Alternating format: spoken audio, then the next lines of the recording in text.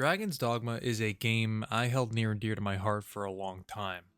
It was bizarre, janky, but unique. I never thought we would see a sequel to this game, and clearly I was wrong because a sequel came and went. I wrote a lot of this video a while back as I was playing through Dragon's Dogma before the second game, and figured it would be a good excuse to talk about what I would frequently refer to as the greatest 7 or 8 out of 10 game you'll ever play. After playing it again, and then playing the sequel, I stand by that. I even finally got the Platinum Trophy, if you care about that. If you don't, well, there's no good segue into the video then, so let's just jump into this. Subscribe if you want, by the way, I don't care. As I said at the outset, Dragon's Dogma is what I would describe as probably one of the greatest 7 or 8 out of 10 games you'll ever play. It has deep gameplay systems, stat building, massive enemies and boss fights, and one of the most creative uses for AI companions still to this day. Even if at times it can feel a bit dated, I do love this game, and there's going to be no shortage of me saying that here in this video. I am always just gushing about it because I can't think of a lot of games that give you massive enemies and expect you to climb on them and hit their weak points or find their weak points. Sometimes it's obvious, sometimes it's not. You can assume a Cyclops' eye is a good weak point to hit, but until you hit it or one of your companions tells you to, you just don't know. I also can't think of a lot of other games that, well, when it's nighttime, it's fucking nighttime. You can't see anything. You need your lantern on you. It's essential. I can't think of a lot of games that let you use multiple classes throughout your playtime, and you just continue to build off what you already have been doing. I can't think of a lot of other games that let you build your own custom companion where they then exist outside of your game on a server. They gain quest knowledge, items, and ratings from other players should they have joined someone else's game, or they were recruited. The thesis here is that this is a weird game, but also a special game, and I love it so much still to this day. Before you say anything, let me just say that I understand the arc of the universe is long, so if you heard all of that, and you thought to yourself, actually, there's like 6 other games that do a lot of these things, then I'm sorry, I don't know what to tell you. I haven't played those games, I don't know about them, okay?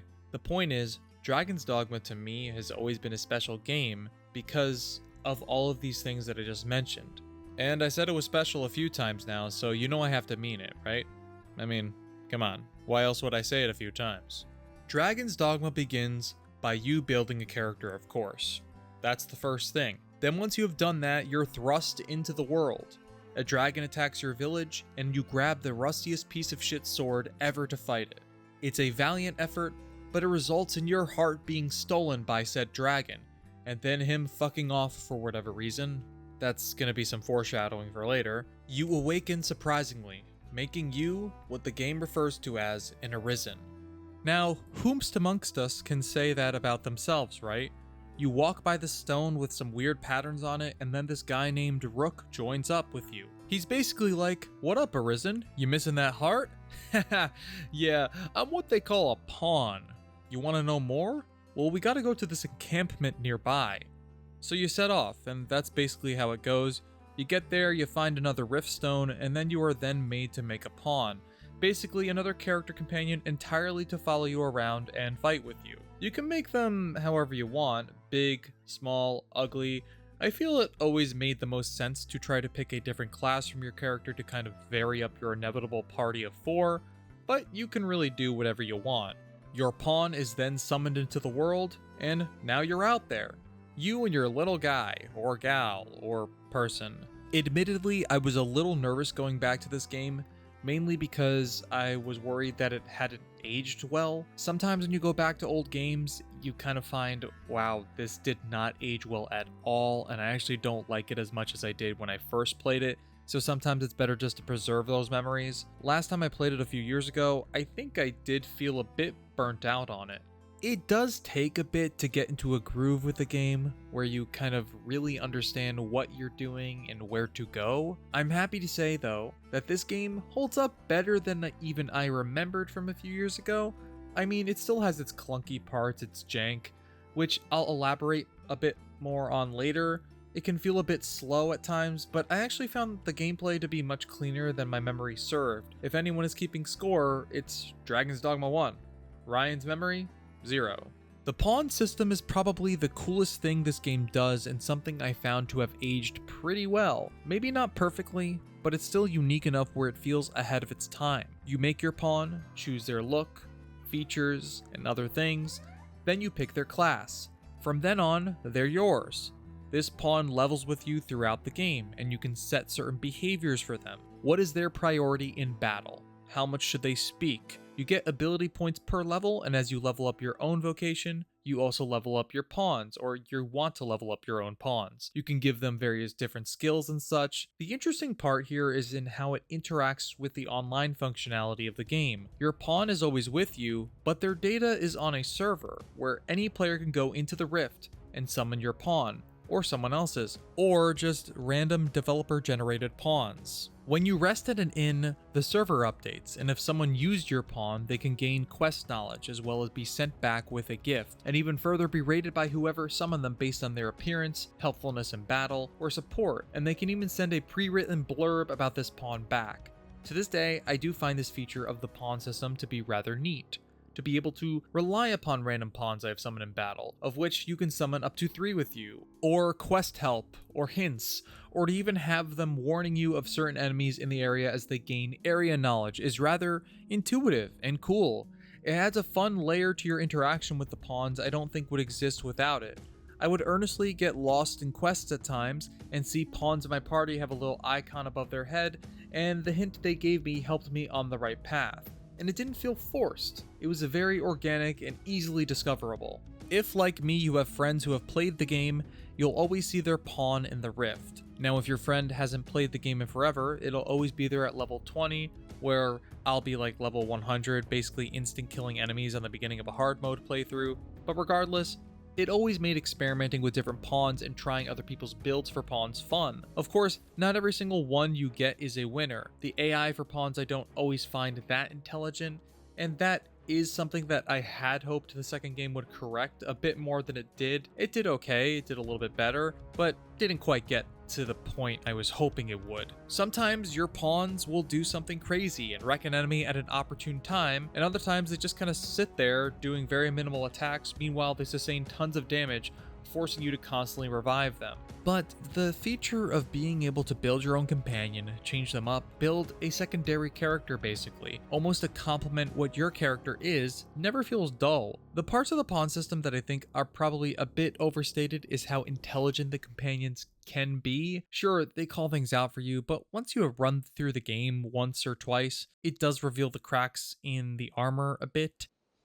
If you lose your way, you need but consult your map. Well sturdy, this place. Goblins roam in packs, Arisen. Keep watch on your surroundings. They hold threats and treasures alike. If you lose your way, you need but consult your map. A large encampment stands nearby. Well sturdy, this place. The animals of the field are a good source of meat. Keep watch on your surroundings. They hold threats and treasures alike. I know there's Saurians hiding there, or that I need to dismantle a Cyclops armor if they have it on to hit their eye. The truth is that it was never going to be that intelligent of a system because I don't know how you would do that. Unless the pawn is speaking more specifically, I think they could have found a better balance, and I think Dragon's Dogma 2 actually does expand the pawn system in a lot of important ways. The truth is, a lot of that is wishful thinking because it was never going to be that hyper-specific. I mean, it's not going to say something like, yeah, remember that last time you got absolutely dumpster fucked by this enemy, Ryan? You want to be careful with that one. But maybe they could have done something a bit more non-specific but actually helpful. For example, a few adventurers have fallen to this beast on account of poison attacks. Be wary. Or, I would suggest wearing something to protect against sleep. These enemies cast a spell that can topple even the mightiest of Arisen. Again, this does happen to an extent, but I think if they just allowed it to get just a little bit more detailed, the pawns here would have felt a bit more helpful in gameplay, especially upon repeat playthroughs, because it would remind the player of certain things that they maybe would forget about. Those are minor nitpicks in a system that was still really cool at the time, and it still remains cool to this day. One of the things that I think I also was worried about when going back to this game was the movement. My memory had me believing it was a lot slower than it actually is. Now, it is still a bit clunky, especially if you're weighed down more. It can feel like your character is moving through molasses. Climbing up monsters is similarly affected by this. You'll climb up these massive beasts and move faster or slower depending on how much weight is on your character. It's wise to invest in stamina items to increase or replenish it so you can keep moving. On this most recent playthrough, I updated my vocation to Assassin, which is a hybrid class, I believe a combination between Fighter and Strider if I'm not mistaken. I unlocked the ability to double jump, and that offered me so much more flexibility in the movement. It also had a dodging mechanic if you have daggers equipped, which made fights even more frantic and faster paced, but the movement more fun and engaging, at least for me. Movement becomes most clunky when you're getting pushed up against walls, or stun locked by an overpowered enemy spell, or launched in the air unable to recover or save yourself from death. The camera can't figure out where to go, what to do, you'll lose all control, and on top of that, you can't effectively tell your pawns how to help you so you don't die, so you can very easily get caught in unwinnable situations. To this day, and even in Dragon's Dogma 2, the most novel part of Dragon's Dogma remains the massive enemy design and encounters. A lot of games that feature large bosses or enemies give you some kind of gimmick or quick way to defeat them, where Dragon's Dogma says, you better have something to shoot that thing with. Otherwise, you're climbing up that bad boy and hitting its weak points. I thought, after years of having done this across multiple playthroughs, I would probably tire of this. You know, it doesn't really change that much over the course of many playthroughs and gameplay styles, but it really just hasn't lost any luster for me. Can you think of any games that would have a chimera jump in and you can climb on its back and focus on killing the goat that's atop it, or cutting off the serpent tail? That's not to speak ill of a game that handles big foes a certain way or differently, but the scale of which Dragon's Dogma asks you to fight certain enemies is still something that I admire about it to this day.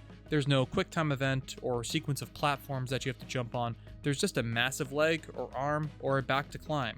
Sometimes in games that there's this conversation about emergent gameplay, the idea that we'll all play the game a similar way, or we'll have similar experiences because we're playing the same game.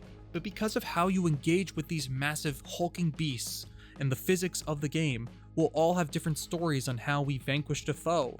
Games will often have massive enemies you must fight, and you'll have to figure out how to beat them in a way or a very specific way. But Dragon's Dogma, the level of sheer variety in how the gameplay can evolve constantly is something I found routinely engaging. In comparison to modern games, it can be a bit messy. It's not a perfect game, but all the same, it's still a blast to fight bosses and enemies alike.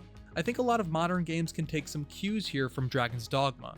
They don't need to constantly take control out of your hands for some big set piece or big battle. I would rather the game feel a bit more messy by comparison than feel like I'm just being guided along the rails while the game is essentially set in some way to autocomplete should I do everything correctly. It's kind of why I don't really vibe as much with the big boss battles in Final Fantasy XVI as much as other people did. I specifically am referring to the icon fights more so than anything else, where, yeah, you have some control and you do some damage, but ultimately it's an endurance battle of doing enough damage until the next quick cinematic sequence.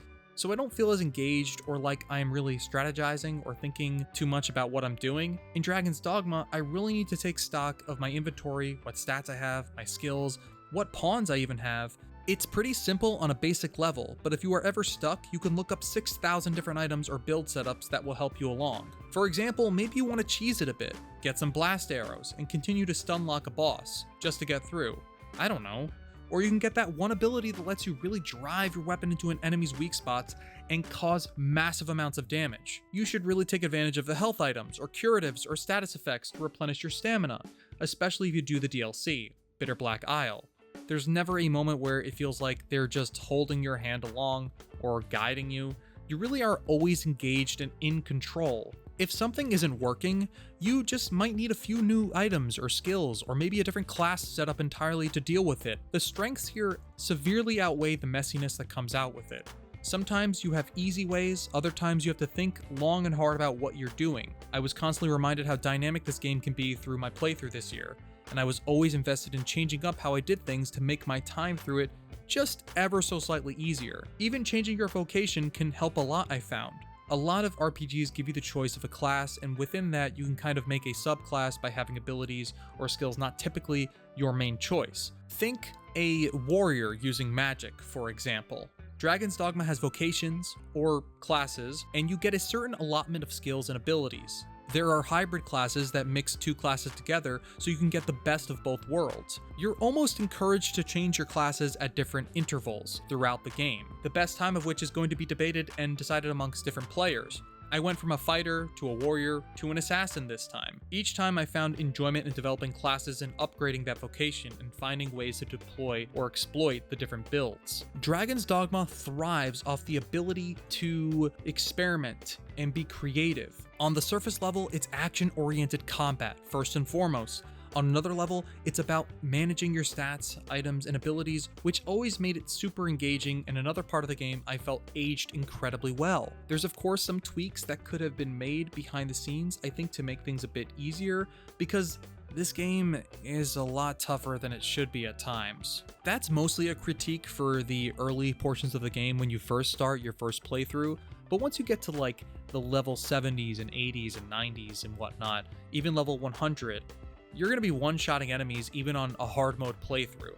The point being is that the game is tough, but not unmanageable. Having your main source of health replenishment being this herb and needing an insane amount of them to heal up, but it weighs you down a lot if you hold too much, is an issue I frequently ran into through these playthroughs, or your stamina not recovering quite quickly enough, leaving you somewhat defenseless for seconds at a time. These are all things that I had hoped that Dragon's Dogma 2 would iron out, but it didn't. Anyway, my point here to say is that it's rewarding and fun, but not always as fine-tuned as it probably could have been. Upon hearing that, you might say, Ryan, just fucking get good. And you know what? That's fair. I just think these are minor tweaks that could have made your managing of these various things a touch easier and even slightly more enjoyable. A while back, I made a video about Dragon's Dogma 2, about the leaks that were coming out about the game before it was officially released, and I said or talked about briefly what I felt was one of the weakest parts of the game, the story. Now, some of the comments, and even when I read about it online, suggested I was crazy for thinking that. And after replaying the game, I still think that's the case. The game is structured very strangely and confusingly, but we'll get into all of that. You may come away from the story with a different opinion. I even did some Googling, like I said earlier, for this video and saw some people posting on how deep the story is, and these are posts from years ago. And again, I just don't see it. I mean, there's some cool cutscenes and moments, and some cool ideas set up that speak to a grander tale that should have been told here or wanted to be told here, but I don't think there's much satisfying payoff or much payoff at all. To briefly summarize, a dragon comes to attack your village. You pathetically try to fight him off while everyone else runs in fear. The dragon basically overcomes you, takes your heart, and then fucks off. In fairness, this opening scene is pretty awesome. Your character wakes up, making you an arisen. Your destiny is to fight the dragon and stop them from ending the world. No doubt, Grigori, the dragon, has some of the most badass scenes in the game, and some incredibly poetic and profound dialogue. What is your purpose here, Arisen? If you sought to live, you had naught but run and hide yourself away. But then, tell me, child of man, what does it mean to live in truth? To wage war against the passing of days.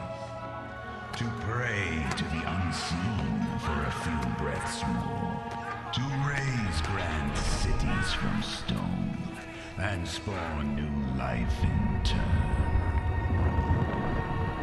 Mankind has done this, yes, and more. But is the tapestry you weave truly of your own design?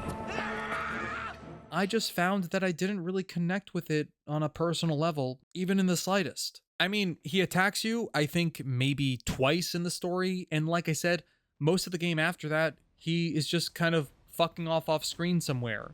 Maybe it's spelled out somewhere that I didn't look too deep into, but I never understood what Grigori wanted or what the underlying purpose of his being was. He's there to cause destruction and an apocalypse, But why it's not explicitly stated or implied, I think even just teasing this beyond just vaguely implying it's for some greater purpose, maybe would have gone a long way to make the stakes feel a bit more urgent, or even having me as the player connect more to the story and to the conflict. Then there's the relationship that you have with the characters that inhabit the world. Again, there's a lot of cool scenes, I've said that a few times, but there's not enough development on any of these characters, and they just kind of exist in this world to give you quests and things to do, and occasionally you have a duel between two characters in the story. Again, the relationship between them and you and to each other is severely underdeveloped. This is how the whole game is. Again, a lot of potential, cool ideas set up, with either underdeveloped plots or characters, and some really awesome cutscenes sprinkled in here and there. There's always been one moment in particular, one moment that I always point to whenever something about their game comes up in regards to the writing. The example that I use to describe the game's lack of a lot of development in its writing. So at one point in the main quest, you're meant to meet with the Duke, and you get more direct orders on how to thwart the dragon's influence, or those aligned with said dragon. When you leave the castle, or the Duke's mans, whatever, a young woman is off in the garden. This is the Duchess, the woman who is sworn to the Duke above everyone else. If you talk to her a bit, that goofy hat that you had on your head from earlier, you give it to her. This triggers a quest, where one of the maids comes to you and tells you she wants to meet with you in her quarters late one night. Having seemingly fallen in love with you, for whatever reason, after one very brief encounter. You were very charming, I guess. You go to her, and she is beaming at your presence. But you hear the Duke coming, having been ratted out by the jester that someone came to her quarters. The Duke becomes overcome with a rage, and I believe some kind of influence, I would guess from the dragon, but to be honest, I don't fucking know. He begins to choke his wife, and without your intervention will most certainly die. When you do, the Duke regains his composure, confused by what he was doing or what was going on. As a defensive move to not arouse suspicion, claims you broke into her quarters and tried to sleep with her, and she calls the guard to take you away. You get put in the dungeon or in prison, and you have no choice but to break out. Now, when you break out, you can go and talk to the Duke after, because you have to continue the game, right? And he makes no mention of this incident. No question or any thought to it, doesn't even bring it up briefly. Or say, that was weird that you were in there. Come to think of it, none of the guards or anybody else in the game acknowledges that this happened. It's puzzled me for years what the purpose of this quest was, if not to give some kind of development on your relationship to the Duke, or to the people who surround the Duke, or the dragon, or your quest to figure out who the Duke is and how he's been around for so long uncontested. Is there something I'm missing? Please tell me. But that's the moment. That's the moment I always cite for people when I am discussing Dragon's Dogma's story, or want to describe the disconnect that I have with it.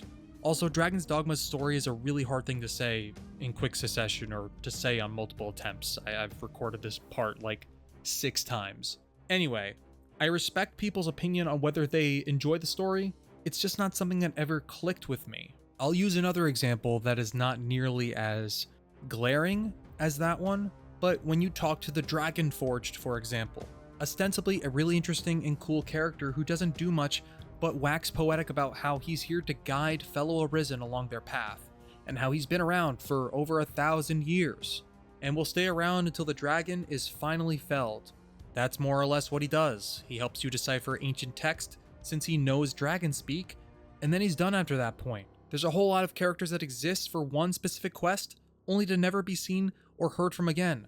And if they are, they don't have anything interesting to say. So again, the story doesn't really connect with me there either. Last thing, in case you are really not grasping my issues with the story, I'll give you one final example.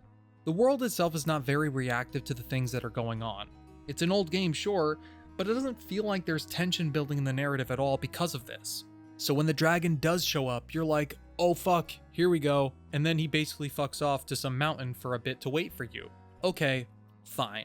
We get to our man Grigori, and apparently he's captured your beloved. Who is your beloved? I'll be honest, I have no idea. It's tied to affinity that you have with a character, though you do get a ring that lets you make this more specific, I guess. That's always been a little weird thing, because you may not even realize who your beloved quote-unquote is, so it might just be some random dude that you have connected with pretty aggressively, and they just show up and you're like, oh, I guess that's a cool guy. It's a friend of mine. I don't know. Regardless of who your beloved is, he gives you a choice. Sacrifice said beloved, as the Duke did years ago, which allowed him to remain immortal and preside over the lands for years uncontested. Or choose to fight the dragon. This choice is kind of strange to me. You get the impression that if you just let your lover go, the dragon will just disappear for a long time. Seems like a no-brainer to me as the player. I don't know if I ever felt connected with the character that shows up with this scene. And you're telling me I get to be all-powerful and immortal forever and the dragon will go away for a time? Cool. The better choice in terms of gameplay, the game overall, is to fight. More on that in a moment.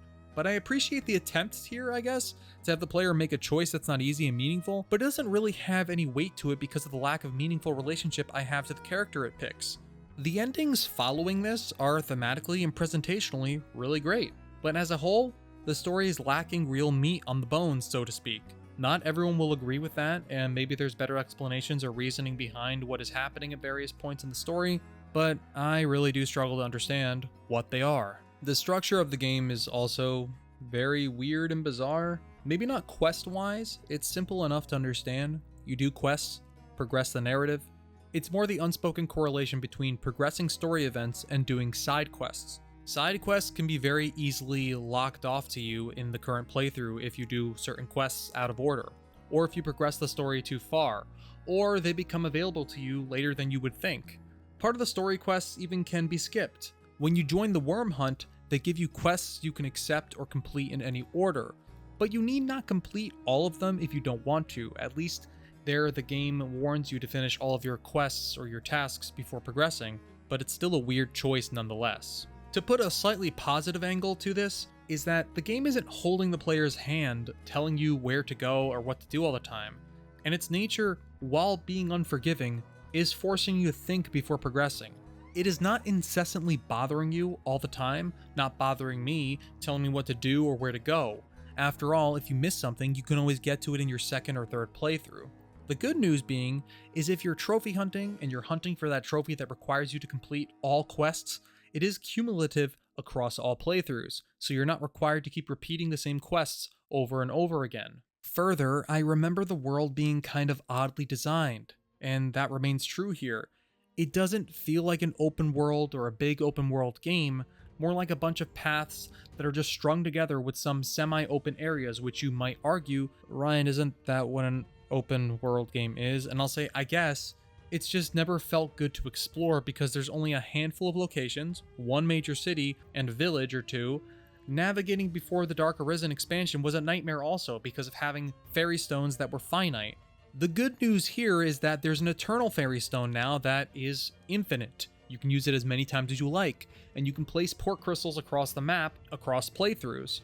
The issue I still have with that is that it just takes time to do that, and traveling around feels like a chore. I mean, this is the most insane map design. I mean, look at this. Like, what is going on? Granted, an open world doesn't necessarily mean that every area should be traversable, but Dragon's Dogma does feel small in comparison to the contemporaries today, which you could say is a good thing, or it's a bad thing in some respect. Regardless, it does lead to this sense of a broken up, awkward shaped world. Hideaki Itsuno, game director of Dragon's Dogma 1 and 2 prior to 2 coming out, made some comments about making travel through the world fun for Dragon's Dogma 2, and that he viewed fast travel as a crutch. Maybe it was a bit of an exaggeration, as I don't totally agree with that sentiment, but I'll just say this didn't get any better in Dragon's Dogma 2. If you were hoping for Dragon's Dogma 2 to correct the sin of the original's travel system, you'd be very disappointed. Though we can save that for when or if we ever discuss Dragon's Dogma 2 here on the channel, as we're still talking about the original Dragon's Dogma. Dragon's Dogma is often at its best when it gives you large, monstrously sized enemies to fight. The parts of this game that often reminded me of its greatness in the face of any of my criticisms that I have just levied against it and its imperfections are still awe-inspiring despite the visual and narrative improvements we've seen in games across the years. This final fight here with the dragon at the end is complete insanity, and I mean that in the best way possible. The sequence continuously moves and has you landing some hits when you can to move through the next sequence where you are forced to run. The tension here increases as you are chased down by this dragon. A bridge begins to collapse and you must run and platform across the next tower and gain some height. Before you know it, you're on the dragon as it hurtles itself through the air, and you're climbing to its backside to hopefully force it down. And once you do, you land in the final battle space, where it's all or nothing. You must climb this colossal beast and hit its weak spots to bring it down. The sheer ambition displayed in this final boss fight is nothing short of immaculate, and to this day, I still enjoy running through it and facing the dragon. Once you beat him, it's pretty triumphant. I will also give Dragon's Dogma this though, a lot of credit for this. There is something it does with its narrative which is rather clever, and you don't see this too often in game writing. Your victory over the dragon should have everyone rejoice and spread peace across the land. However, it doesn't. With his dying breath, the dragon curses the player and instead doom is spread across the land, opening up a massive chasm in Grand Soren, which opens a massive gateway to the Everfall, thus forcing hordes of monsters out and clouding up the skies. I love this concept because it turns the goal you were after through the entire game on its head. You want to kill the dragon and get your heart back, but in doing so, you temporarily cause more pain and suffering without knowing what is happening. I described before how Dragon's Dogma's story is pretty thin to non-existent. Even so, I think this is an interesting idea and concept, to provide the player with a different outcome for following the main quest than what they expected. And as the game does continue after, it does continue to provide some interesting consequences after your goal has been accomplished. Ostensibly, it acts as an epilogue, and with that, there are some cool boss or enemy encounters your way through the Everfall. Nothing quite as impactful as that dragon fight, but I digress. At around level 100, hard mode was not very difficult, and further speedrun mode, just following the main quest, meant I got to relive this fight at least 2 times over. And each time, I had enormous fun, especially after changing my build around to do more ranged attacks. Last thing, I'll briefly touch on the DLC or expansion for the game. If you want more of a challenge, this adds so much more of it. I am reminded of how they released this expansion as part of the re-release of the game, but you couldn't buy it separately as it acts as a separate product or SKU, so it forced me back in the day to sell my 360 copy to then buy the game again, but joke's on me, because I would then go on to buy the game 2 more times after that for different consoles. Bitter Black Isle features some of the toughest encounters in this game, even if you turn it down to easy mode. However, it does feature a different map with lift stones that bring you back to the outside of the main dungeon, the ability to make rare gear beyond Dragonforged, new bosses, enemies, cursed gear you'll probably have to purify, and its own unique items. You could likely play through it multiple times and not see all the deepest and darkest crevices, and that's a compliment. I didn't experiment with diving too much into the hidden or secret items you could find that need purification, but as a crazed trophy hunter with only a few trophies left, I set out to cheese the final boss fight of Bitter Black Isle and then the second form later. 2 playthroughs, one on hard and one on speedrun mode, grinding and some miscellaneous quests later or tasks, I finally accomplished my goal of getting that platinum trophy for Dragon's Dogma ahead of the sequel's release when I had been playing it. I might have said this at the outset and I hope I explained it well enough, but I'll say it again. What a fucking game. The original Dragon's Dogma is a game I was attached to quite a bit, and I have fallen in and out of love with it over the years, but I'm fairly confident in solidifying my thoughts here once and for all. I love Dragon's Dogma. Despite my issues with the game, and I've listed quite a few of them, it's fun, unique, and ultimately an unforgettable experience. There's a worry sometimes when you return to old games you loved growing up or even remember fondly, did this hold up? And for me, Dragon's Dogma 100% does. Big dynamic boss battles, incredibly deep and complex combat and skill management, and fun emergent gameplay is why I recommend this game so much to friends. I don't know if I can make the argument that you should play this before playing Dragon's Dogma 2, as Dragon's Dogma 2 kind of is just a slightly better version of the first game, which is good and bad, but it's worth at least looking at the game and seeing if it's something that you would be into if you do end up going for that second one, or if you did end up getting it, depending on when you watch this video. I hope you enjoyed some of my thoughts as I love this game quite a bit, and I wanted so much to talk about this game on a deeper level than I ever had a chance to before. If you have your own thoughts, or maybe I've missed something you wanted to bring up, or wanted me to bring up, or wish I did, let me know down below. Otherwise, thanks for tuning in here. If you want to subscribe, you can of course, and if you don't, at least give the video a like or a dislike. I'll talk to you all soon. At least maybe, I don't know, we'll see.